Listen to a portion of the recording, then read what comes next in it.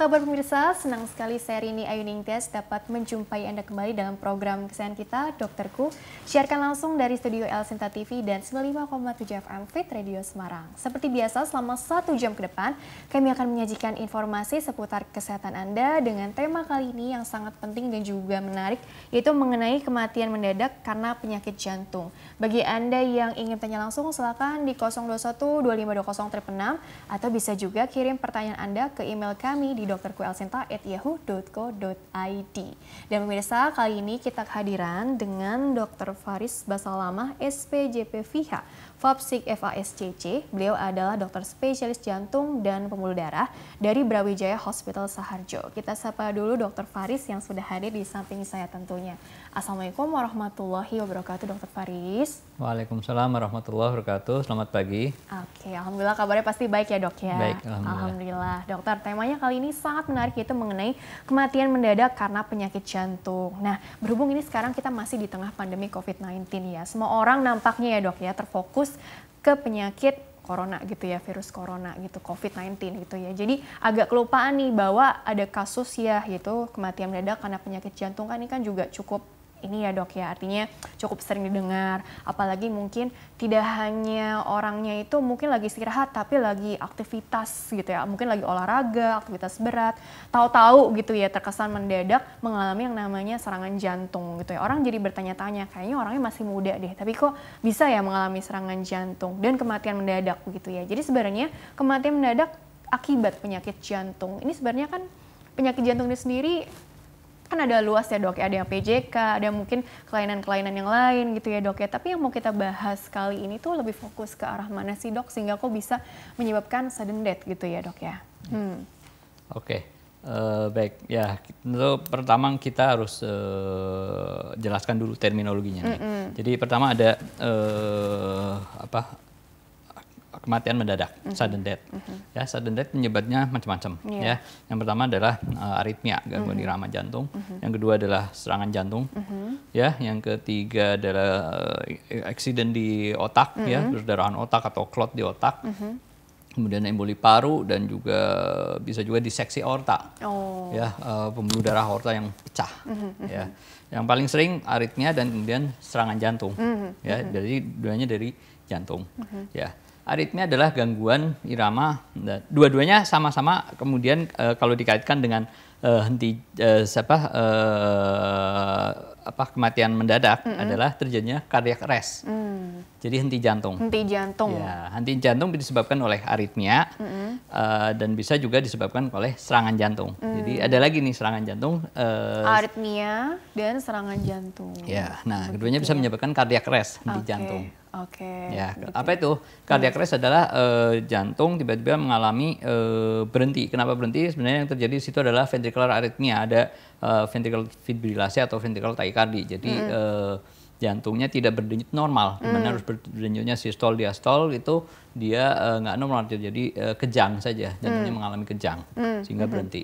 Nah, bisa memang ada kelainan secara genetik di orang itu, di ya, jantungnya. Ya, di jantungnya terjadi gangguan irama tersebut.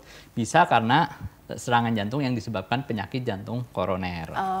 Tapi paling banyak bila dibandingkan antara yang aritmia atau kelainan yang irama jantung tadi dengan penyakit jantung koroner, yaitu penyempitan pembuluh darah yang sebetulnya ini perjalanan yang cukup panjang. Bila dibandingkan apakah sama gitu atau bagaimana? Kalau untuk usia muda, anak dan usia dewasa muda, maka aritmia yang lebih sering penyebabnya. Tapi kalau usia yang dewasa muda ke arah lebih tua, maka penyakit jantung koroner yang lebih sering sebagai penyebabnya. Kalau aritmia berarti sifatnya ini apa, bawaan gitu, Dok? Karena kan kelainan atau bisa didapat saat dewasa? Genetik ya, genetik didapatnya tadi ya? setelah dewasa. Keluarnya nanti timbulnya setelah dewasa. Tapi secara genetik dia ada di dalam tubuhnya. Apa mungkin ada faktor resiko yang membuat dia jadi lebih cepat gitu ya timbul kan artinya timbulnya tadi saat dewasa nih.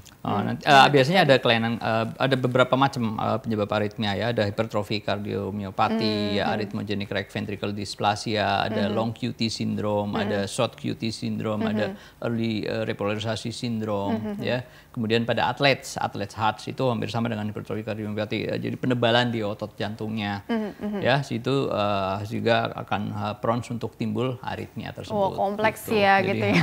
Ini bakal ketahuan kalau memang diperiksa gitu ya. Tapi kalau orang awam biasanya kan nggak terlalu paham detailnya itu seperti apa ya. Tapi tadi ada aritmia dan juga PJK atau penyakit jantung koroner gitu. Jadi sebenarnya kan jantung ini kan fungsinya ini apa sih, memompa aliran darah kita ke seluruh tubuh atau bagaimana dokter? Jantung kita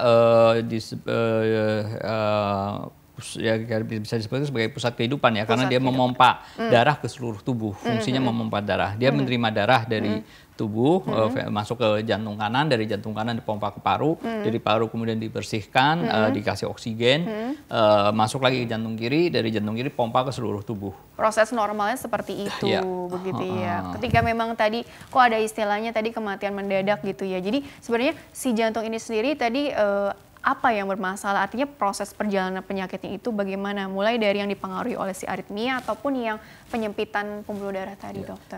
Dalam jantung bekerja ada beberapa mekanisme yang mengaturnya. Ada otot di situ yang bekerja berkontraksi. Kemudian ada sistem kelistrikan di situ yang berperan untuk mengkoordinir supaya kerjanya ritmis dan teratur. Ya, kemudian ada sistem aliran darah, ada namanya sistem aliran darah koroner, yang fungsinya mensuplai, memberikan oksigen ke otot itu sendiri. Mensuplai oksigen ke otot itu. Jantung berfungsi memompa darah untuk memberi makan ke seluruh tubuh, namun dia juga perlu makan. Itu disuplai oleh pembuluh darah koroner. Jadi begitu darah keluar dari jantung, akan ada cabang pembuluh darah kecil namanya pembuluh darah koroner. Dia fungsinya mensuplai si jantung sendiri. Jadi ada tiga sistem besar di situ ya. Jadi sistem koroner yang mensuplai si jantung, sistem otot yang dia bekerja memompa, ya, kemudian sistem conduction, sistem kelistrikan yang berfungsi untuk mengatur.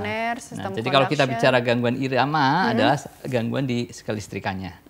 Kalau kita bicara tentang penyakit jantung koroner adalah ya pembuluh darah koroner yang bermasalah. Kemudian kita berbicara otot, ototnya yang bermasalah, ada hipertrofi, menebal, ada right ventricle dysplasia itu ototnya melemah, ya, ada dilated cardiomyopathy juga ototnya melemah. Nah, itu di situ. Nah, itu ketiganya masing-masing bisa menyebabkan kemudian terjadi cardiac arrest tersebut. Tapi sebelumnya itu berarti keluhan yang dirasakan oleh pasien itu apa spesifiknya ya? Tergantung dari yang mana nih. Kalau misalkan penyakit jantung koroner, maka gejalanya adalah gejala penyakit jantung koroner. Apa itu gejala penyakit jantung koroner? Yaitu kalau aktivitas dia sakit dadanya. Kalau aktivitas aja, dok? Ya. Atau istirahat itu juga? Kalau gejala, kalau istirahat berarti itu udah serangan jantung. Kalau gejala ya, kita bicara gejala. Kalau gejala maka kalau aktivitas dia akan timbul sakit. Dia istirahat hilang. Itu adalah dan sakit itu di mana? Nah, pembuluh darah koroner itu ada 3. Pembuluh darah yang kiri depan, kiri belakang, dan kanan. Nah, tergantung lokasinya di mana. Kalau kiri depan yang mengalami penyempitan, mungkin kita akan merasakan dada sakit sampai leher kayak dicekik, bisa ke gitu lengan kiri. Nah, kalau yang kiri belakang seringkali keluhannya di punggung. Nah, kalau keluhannya di kanan, dia mendarahi pembuluh darah, mendarahi jantung bagian kanan dan bawah. Maka keluhannya seperti di perut. Makanya beberapa orang mengeluh dia merasa sakitnya sakit mah. Padahal itu adalah jantung bagian bawah. Yang memang dia berbatasan dengan diafragma. Diafragma itu berbatasan dengan abdomen kita, perut kita. Nah, itu di situ paling atas adalah lambung. Jadi orang berpikir dan kadang juga dokter mengira ini lambung nih, dikasih obat lambung nggak sembuh. Ya, padahal itu jantung. Jadi karena mirip-mirip tadi ya, karena lokasinya juga sih ya, dok ya. Itu kalau yang PJK tadi spesifik seperti itu ya. Kalau yang mungkin aritmia lebih kalau ke aritmia maka berdebar. Tiba-tiba dia kalau tiba-tiba berdebar sebentar sesaat, dia kayak mau sinkop, mau pingsan. Nah, itu harus waspada. Bisa lebih atau cepat, mungkin juga pingsan. lebih... Dia pingsan kemudian sadar. Nah, itu harus hati-hati. Mungkin itu suatu gangguan irama yang bisa sewaktu-waktu nanti bisa menyebabkan pingsan yang berkepanjangan dalam arti ya sudden death itu. Oke, dokter kita jeda dulu sebentar ya. Nanti dilanjutkan kembali di segmen selanjutnya akan lebih detail lagi seperti apa ya. Baiklah pemirsa, jangan kemana-mana, tetaplah bersama kami. Kami akan kembali sesaat lagi.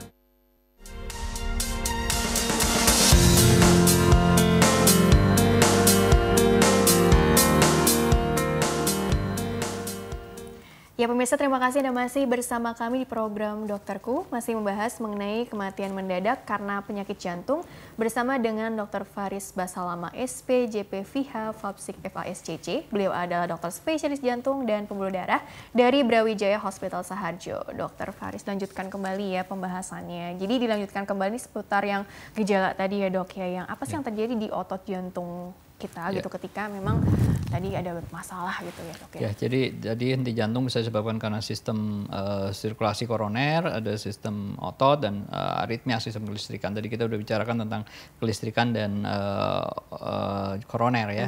Nah, yang ketiga adalah karena ototnya ya, ototnya bisa beberapa kelainan yang bisa kemudian menyebabkan henti jantung seperti hipertrofi. Hipertrofi itu menyebabkan penebalan dari otot jantung.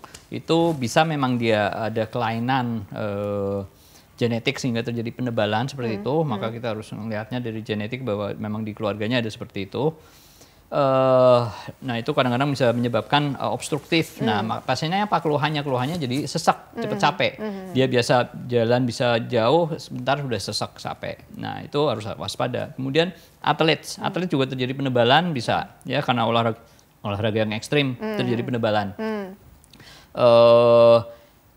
Ini mungkin bisa tanpa gejala, kemudian dia langsung menyebabkan sudden death, tiba-tiba kolaps dia saat di lapangan. Kita pernah lihat ya, ada atlet di lapangan tiba-tiba kolaps jatuh, ya, kemudian dilakukan defibrilasi apa segala macam, akhirnya dipasang ICD kemudian untuk mencegah di kemudian hari. Kemudian bisa juga karena hipertrofinya dia udah mengeluh, yaitu tiba-tiba dia biasanya olahraga nggak ada masalah, cepat capek. Nah itu harus hati-hati.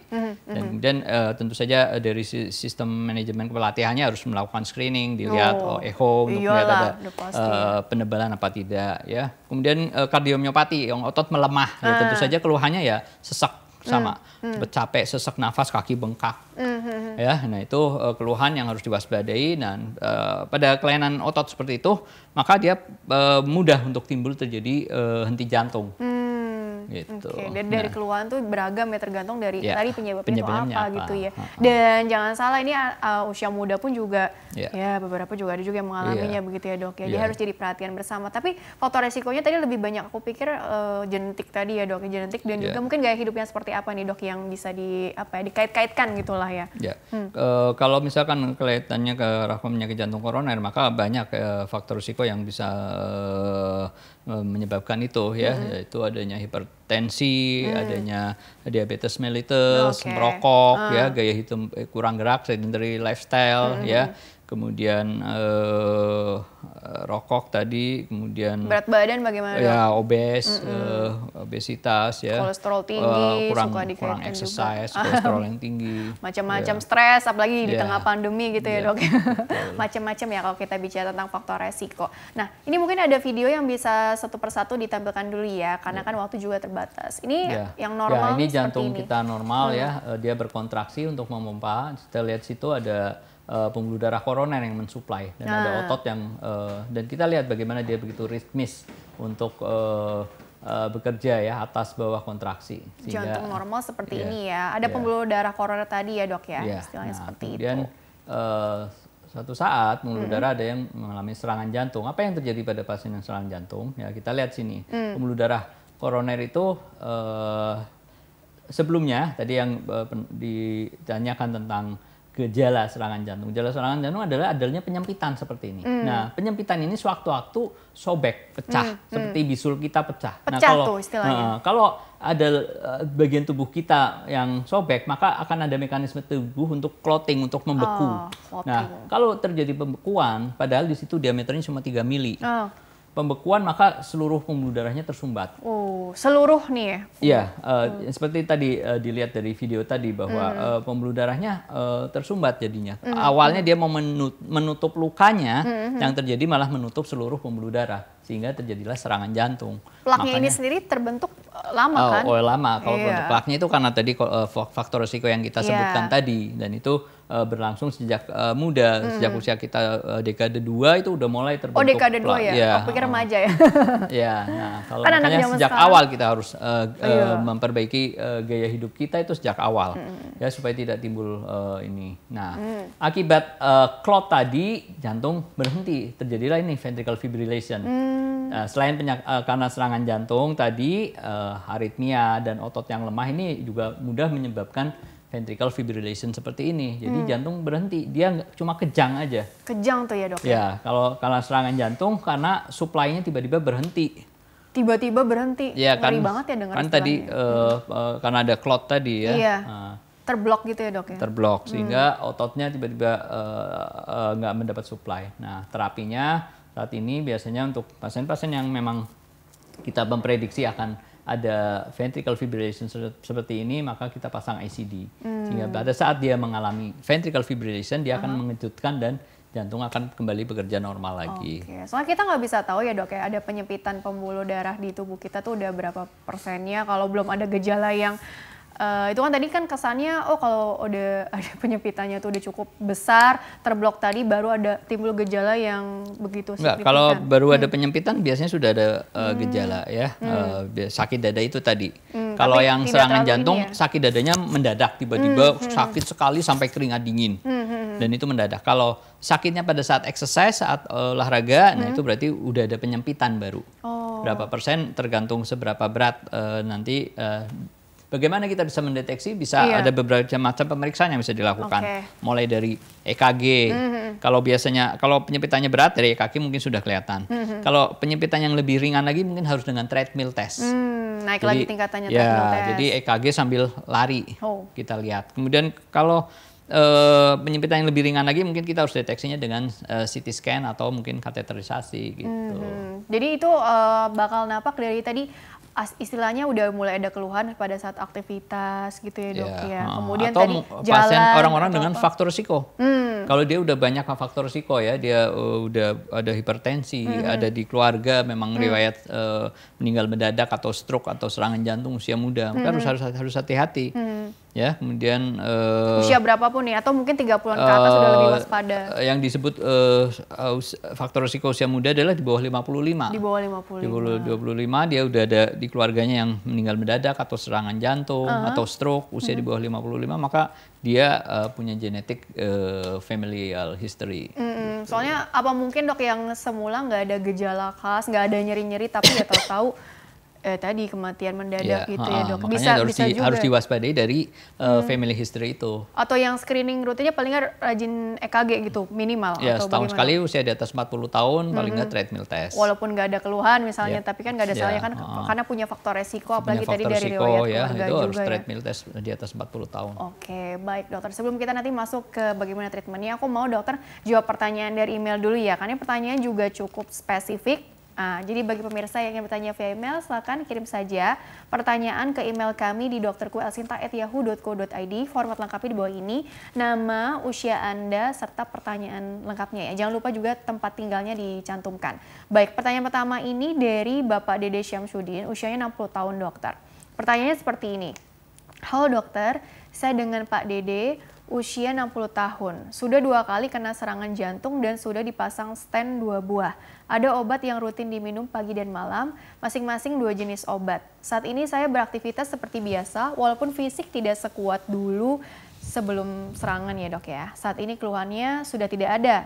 Namun pertanyaannya, sampai kapan obat harus dikonsumsi? Kenapa berat badan cenderung menurun? Kegiatan apa yang dilarang atau dibatasi, dan makanan apa yang dilarang atau dibatasi? Terima kasih dokter. Jadi ada riwayat dipasang stent gitu ya dok ya, sebanyak 2 buah. Jadi ini kan udah masuk ke after treatment gitu ya dok ya. Jadi bagaimana maintenance-nya?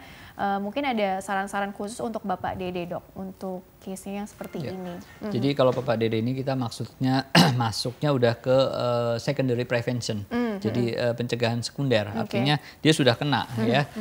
Kalau yang tadi kita sebutkan tentang primary prevention, dia belum kena, bagaimana mencegahnya belum ya kan? Tuh ya, yang tadi. Ya kalau ini udah secondary, kalau udah kena tentu saja faktor risiko tetap harus tapi dia lebih ketat lagi biasanya karena dia sudah pernah didiagnosa sebagai penyakit jantung koroner itu tersebut ya. Jadi faktor risiko itu biasanya obat-obat yang diberikan adalah obat-obat untuk mengontrol faktor risiko tersebut. Biasanya dokter akan memberikan obat kolesterol, obat pengencer darah, ya, kemudian obat hipertensi. Kalau ada diabetes, dia akan memberikan obat diabetesnya dengan kontrol yang lebih ketat. Kalau seseorang dengan diabetes plus ada riwayat jantung, maka targetnya lebih daripada orang yang diabetes saja atau orang yang jantung saja. Kolesterolnya harus lebih rendah, tekanan darahnya harus lebih rendah. Kemudian gula darahnya juga harus lebih rendah ya. Jadi memang obat-obat itu ya tentu saja harus dikonsumsi terus karena sebagai secondary prevention untuk pencegahan. Kemudian biasanya dokter juga akan memberikan suatu obat untuk mencegah tadi cardiac arrest tadi supaya jantungnya tiba-tiba apalagi kalau dia memang benar pernah mengalami serangan jantung ya, karena ada bekas luka di ototnya yang prone untuk nanti suatu saat timbul gangguan irama ventricular fibrillation tadi. Nah, itu biasanya akan dikasih obat untuk mengatur iramanya supaya mencegah timbul sudden death tadi. Jadi tadi fungsi obat sendiri memang ini untuk mengendalikan ya dok ya, secondary prevention, resikonya tadi. Walaupun mungkin di tengah-tengah pasien sudah tidak ada keluhan yang spesifik, sudah merasa nyaman, tapi bukan berarti jadi obatnya di stop gitu ya dok ya. Karena tadi sifatnya ini justru obatnya untuk pencegahan gitu ya. Kalau untuk pola makannya sendiri, kenapa berat badannya justru cenderung menurun? Apakah ada kaitannya ke pola sakitnya? Mungkin kaitannya dengan kalau memang dia sudah merubah kebiasaan makannya ya, dia mengkonsumsi kalori yang berlebihan, dikurangin ya, mungkin dia exercise-nya udah ditambah ya, mungkin saya kira berat badannya turun karena perubahan gaya hidupnya. Gitu. Kalau kegiatan apa yang dilarang atau dibatasi sebenarnya sih mungkin lebih ke tadi pentingnya exercise ya buat orang yang sudah ada riwayat terkena 2 kali serangan jantung dan sudah dipasang stent sebanyak 2 buah. Itu aktivitas fisiknya bagaimana dok? Tergantung pasca serangan jantung tersebut. Fungsi jantungnya seberapa parah terpengaruh. Kalau masih bagus biasanya tidak ada limitasi. Tapi kalau ada penurunan mungkin akan ada limitasi. Baik, coba ditahan dulu ya untuk jawaban untuk Pak Dedinya. Kita sapa dulu penelpon ya dok ya. Halo, dengan siapa di mana? Dengan Satya di Bintaro, Bu. Baik, ingin bertanya apa kepada dokter dan usia berapa Pak Satria? Saya usia 43. 43, berat keluhannya? 73 kg. Tingginya 174 cm. Nah, saya ingin begini. Saya memang kan jarang sekali berolahraga. Dan ketika berolahraga, kadang-kadang kan tidak ada rasa sakit di dada, atau mungkin kemarin beberapa bulan lalu tuh saya tidur kayak ada yang ditekan gitu. Saya kebangun kayak ada neken dada saya. Kemudian beberapa kali saya pernah sampai ke IGD, terus dicek EKG dan lain sebagainya. Katanya suster di situ atau perawat di situ, Bapak nggak ada masalah nih. Tidak ada masalah. Ya, yang saya tanyakan membedakan faktor risiko dadanya itu nyeri karena sakit jantung atau karena kontraksi otot itu bagaimana ya, Pak Dokter? Dokter silakan ada yang ditanyakan. Ada Bapak punya faktor risiko apa Pak? Hipertensi, kolesterol, diabetes, smoker, atau genetik di keluarga ada nggak? Terakhir sih diabetes nggak ada Pak. Gula cukup terkontrol. Gula cukup. Cuma memang kolesterol saya itu bolak-balik ada di ambang batas gitu loh Pak Dokter. Bolak-balik di ambang batas di kolesterol. Hipertensi nggak ada ya? Kemudian beberapa minggu yang lalu saya pernah ke dokter, pusing gitu. Tensinya 130 per itu ya. Biasanya kan 120 per 80, ini 130 per 90. Kalau menurut beberapa rekan saya sih 130 itu masih normal. Cuma saya udah agak pusing gitu. Pusing. Nah, itu saja sih. Ada lagi dokter? Enggak. Oke, mungkin bisa langsung tanggapannya ya dengan kondisinya. Jadi memang kadang-kadang ya banyak juga orang kemudian jadi takut juga setiap kali ada keluhan di dada, tapi kita harus tahu bahwa organ di dada macam-macam ya, mulai dari kulit di luar, kemudian otot sesudahnya, kemudian ada tulang di bawahnya, kemudian di situ ada paru juga, ada selaput paru, ada selaput jantung dan jantung sendiri ya. Jadi bagaimana bermacam-macam di situ. Jadi beberapa organ itu kemudian bisa juga menimbulkan masalah ya.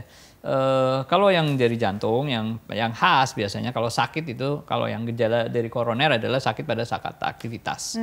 Itu adalah yang khas ya. Kemudian dia istirahat hilang.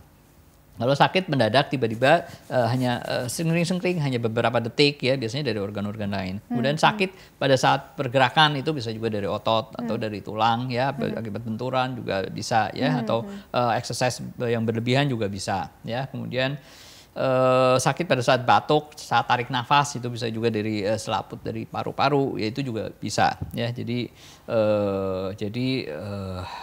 banyak hal sebenarnya yang menyebabkan sakit di dada ya. Yang khas dari jantung sakitnya tipikal ya, sesuai ini penjalarannya itu dada menjalar ke lengan atau ke leher kayak dicekik atau di punggung ya, nyeri di ulu hati ya, dan dicetuskan dengan exercise, hilang dengan istirahat, itu tipikal dari jantung. Ya. Namun kalau ada faktor-faktor risiko dan berulang-ulang mungkin ya nggak ada salahnya dipastikan dengan treadmill test. Dengan treadmill test itu kita pacu jantung kita pada beban maksimal. Kalau ada pada beban maksimal timbul kelainan di EKG-nya, berarti mungkin ada sesuatu dari jantungnya. Tapi kalau nggak ada berarti, dan sakitnya tidak timbul, berarti kemungkinan besar bukan dari jantungnya. Oke, karena tadi pertanyaannya bagaimana sih membedakan ini masalah jantung atau mungkin tadi otot gitu ya. Jadi tadi sudah terjawab ya. Tapi kalau untuk mau lebih pasti lagi tadi treadmill testnya ini mungkin bisa dijalankan atau bagaimana gitu ya sebagai saran. Apalagi ya, dok, usianya ya? kan di atas 40. Iya gitu. Dan faktor resiko yang tadi mungkin tensi tadi 130 masih belum ya. Tapi disebut udah hipertensi pusing, adalah gitu ya. disebut hipertensi di atas 140/90. Kolesterolnya sendiri bagaimana? Kolesterol tadi dia memang udah agak tinggi ya. Makanya saya sarankan sebaiknya di atas 40, ada faktor risiko kolesterol ya. Tadi dia nggak nyebut merokok apa enggak, tapi padahal ditanya tadi ya smoker apa enggak gitu. Iya, nah itu mungkin ya ada baiknya kalau keluhannya juga berulang ya, lebih baik di treadmill test untuk treadmill test gitu ya, mungkin sebagai saran untuk ini lebih detailnya lagi seperti apa sih gitu ya. Oke dokter, tadi insya Allah tadi jawabannya sangat membantu ya untuk Mas Satria ya. Oke, pertanyaan selanjutnya dari penelpon berikutnya ya. Baik, halo, dengan siapa di mana? Silakan. Halo, Assalamualaikum. Waalaikumsalam warahmatullahi wabarakatuh. Dengan siapa di mana, Bapak atau Mas?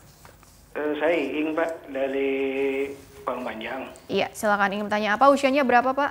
Usia 45. 45. Oke, silakan langsung saja ke dokter ya. Begini dok, kemarin tanggal 10 saya kena serangan jantung. Kena serangan jantung, dibawa ke rumah sakit, kemudian ada perawatan selama 6 hari. Selama ini kondisinya sudah membaik ya. Ya, alhamdulillah. Sebelumnya memang saya direkomendasi untuk bypass. Saya lagi proses menuju itu, tapi langsung terkena serangan jantung.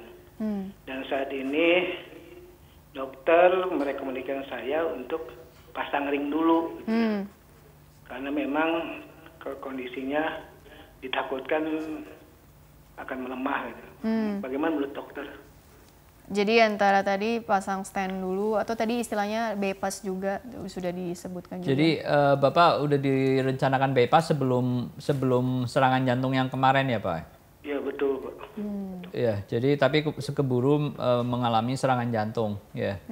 Biasanya memang mungkin saya akan jawab ya Pak ya. Iya, silakan dok. Ya, jadi sebenarnya dia sudah ada gejala penyakit jantung koroner, kemudian dia mengalami serangan jantung tanggal 10 kemarin. Ya.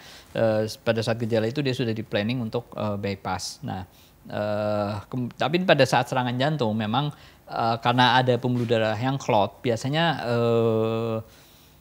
kalau di kita biasanya kita lakukan saat itu juga karena untuk meminimal otot yang rusak. Meminimalisir. Karena kalau otot yang rusak itu dampak ke belakangnya nanti ya repot lah ya. Jadi fungsi ototnya melemah, risiko kardiak arrest itu tadi juga ada ya. Biasanya segera saat itu kita langsung buka kita buka yang culpritnya, yang biang keroknya yang menyebabkan serangan itu. Jadi yang dibuka yang tersumbat aja. Karena ini kan dia rencana bypass, artinya dia pembuluh darahnya yang tersumbat, yang mengalami penyempitan itu sebenarnya sudah banyak. Tiga-tiganya itu udah penyempitan semua. Namun karena dia tanggal 10 serangan, biasanya saat itu langsung kita buka, alirannya terbuka lagi, sehingga kita mengembalikan kondisi jantungnya kembali ke kondisi seperti sebelum serangan.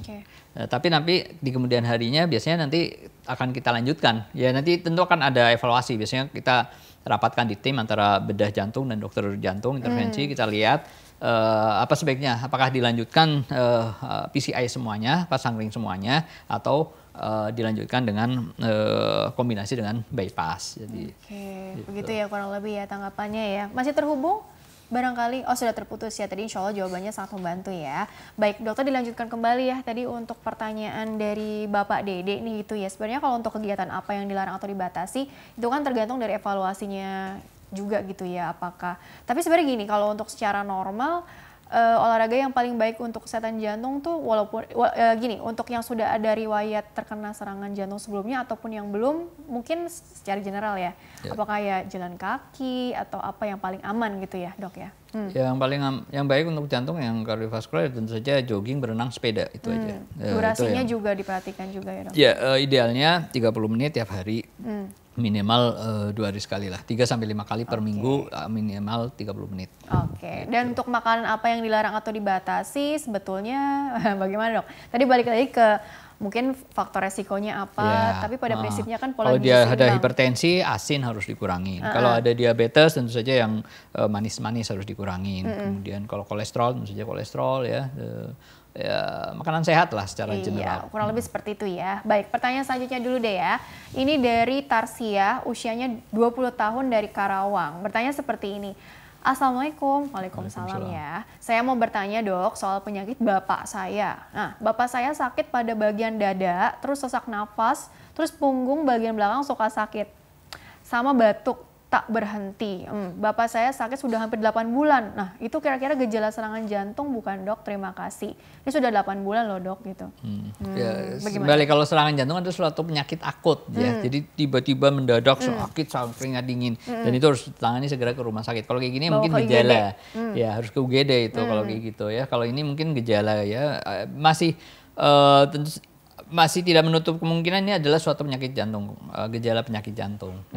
Walaupun tadi seperti kayak penyakit kronik ya, ini 8 bulan gitu ya. Dan mungkin daya tahan si bapaknya ini cukup kuat gitu, nggak apa-apa, terlampau misalnya cuek atau apa gitu ya.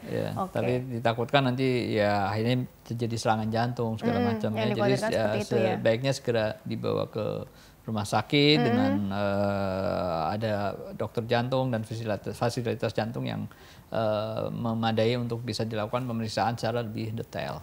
Dok, ngomong-ngomong ya dok ya, untuk penanganan nih, karena kan tadi kan pertanyaan dari email dan juga penelpon juga sempat bertanya seputar pemasangan stent lah, atau ada bypass lah segala macam gitu ya. Jadi sebenarnya untuk penanganan serangan jantung gitu ya dok ya, ketika langsung, ini kan buru-buru nih dibawa ke UGD gitu ya, bagaimana sih untuk supaya dalam kondisi mendekati normal itu penanganan atau pertolongan pertamanya itu seperti apa biasanya, entah itu di rumah sakit ataupun mungkin pada saat perjalanan begitu ya, supaya tidak salah langkah nih orang-orang di sekitarnya juga begitu dokter. Jadi kalau orang tersebut adalah sebelumnya sudah ada penyakit jantung ya kayak bapak tadi, sebelumnya dia udah didiagnosa, udah direncanakan bypass. Biasanya kan dokter udah memberikan ada obat-obatan, biasanya ada obat pengencer darah, ada obat untuk di bawah lidah. Nah, jadi kalau kondisi serangan jantung segera itu maka segera kasih obat di bawah lidah, kemudian pengencer darah bisa ditambahkan diminum lagi ya, itu untuk membuka clottingnya ya karena sumbatan tadi.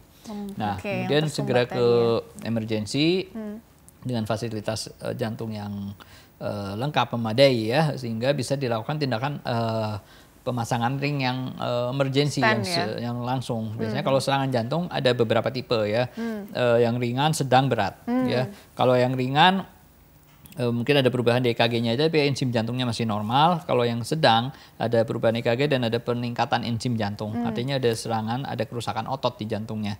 Namun yang paling berat adalah yang ada perubahan yang memang kelihatan ini ada estilfasi ya. Kemudian otot jantungnya mengalami kerusakan secara masif ya. Itu saat itu juga jangan sampai lewat dari 12 jam kita harus segera lakukan pemasangan ring. Segera tuh ya. Ya, itu tindakan emergency untuk menyelamatkan ototnya. Betul. Pada kondisi ini adalah moto kita biasanya time is muscle, waktu adalah otot. Oh, waktu adalah otot ya. Jadi makin cepat kita akan. Itu dokter jantung yang bicara ya. Jadi makin cepat kita makin bisa menyelamatkan otot seluas mungkin sehingga untuk survival orang tersebut ya lebih baik, kemudian kualitas hidupnya juga akan lebih baik karena otot yang cedera minimal sehingga tidak membawa dampak adanya pelemahan di otot jantungnya sehingga dia kembali pulang dengan kondisi seperti sebelum serangan jantung. Itu harapan kita. Insya Allah, amin gitu ya. Baiklah dokter, kita jeda dulu sebentar, nanti dilanjutkan di segmen terakhir sekaligus closing statement dari dokter ya. Baiklah pemirsa, jangan kemana-mana, tetaplah bersama kami akan kembali sesaat lagi.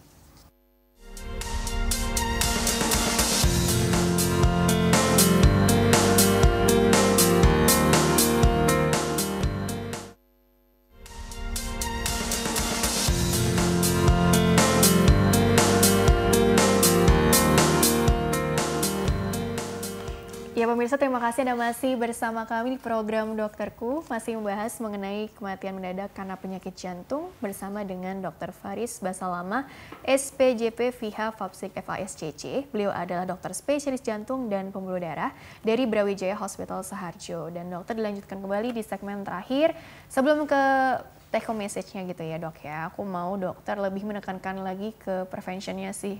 Karena kan di era pencegahan seperti sekarang ini harusnya kita udah aware ya kalau memang sudah terlanjur atau terjadi serangan kan istilahnya kan ya cost-nya waktu, tenaga, biaya, belum nanti follow up-nya gimana itu kan udah kebayang lah seperti apa gitu ya. Belum lagi nanti quality of life-nya juga bisa jadi jauh lebih menurun ya. Jadi bagaimana sih pencegahan primernya ya sebagai mungkin mindset utamanya di sini dokter sebelum ke closing statement? Ya, jadi kita harus mengenali diri kita sendiri tentu saja ya, personal history dan family history ya. Kita harus lihat apa ada keluhan apa kita ya, mungkin kemudian faktor risiko yang ada, kita melihat apakah kita ada hipertensi ya, kemudian kita ada diabetes, ada kolesterol ya, kemudian apakah ada kebiasaan buruk seperti merokok ya, kemudian kebiasaan buruk kurang exercise, kurang olahraga, maka kita harus mengenali ya. Hingga kalau kita mengalami keluhan-keluhan ya harus segera ke dokter ya, dan juga jangan sampai sesudah mengalami keluhan. Begitu kita mendeteksi kita udah mempunyai faktor-faktor risiko itu harus kita perbaiki. Karena ada lagi faktor risiko yang lain seperti usia dan seks, jenis kelamin. Usia itu makin seiring dengan usia maka kita akan punya tendensi untuk mengalami kelainan seperti penyakit jantung koroner. Dan pria lebih punya risiko dibandingkan wanita sampai wanita itu kemudian dia menopause. Kalau wanita yang sudah menopause itu faktor risikonya sama dengan pria kalau wanita yang sudah menopause. Nah, jadi kalau kita punya faktor risiko, maka tentu saja kita harus memperbaiki faktor risiko itu. Kalau punya diabetes, gulanya harus dikontrol. Kalau punya kolesterol, kolesterolnya harus dikontrol. Ya, dikontrol bukan kita dapatkan kolesterolnya tinggi, kemudian minum obat 10 hari, seminggu, terus udah selesai. Habis itu balik lagi, dibiarkan naik lagi. Karena banyak orang kolesterol sebenarnya tidak tanpa gejala, ya, tapi kalau dibiarkan nanti akan menjadi bom waktu yang kemudian hari menjadi masalah. Ya, kemudian jadi harus dijaga, dikontrol diabetesnya, kolesterolnya, tekanan darahnya harus di bawah 140/90 ya. Kemudian kebiasaan buruk rokoknya ya di stop, ya di stop bukan dikurangin. Ya, kemudian yang sebelumnya nggak pernah olahraga ya harus olahraga. Kemudian family history, kalau kita dapatkan keluarga kita ada risiko meninggal mendadak, stroke, serangan jantung usia muda di bawah 55, maka harus segera untuk aware ya. Jangan segan-segan untuk melakukan screening ke rumah sakit, ke dokter jantung untuk kemudian dilakukan pemeriksaan. Nanti dokter jantung akan melihat dari EKG-nya, treadmill test mungkin. Kalau risiko ke arah aritmia, maka mungkin echo. Lihat kalau risiko ke arah otot jantung ya biasanya echo ya, kita akan lihat di situ ya. Kemudian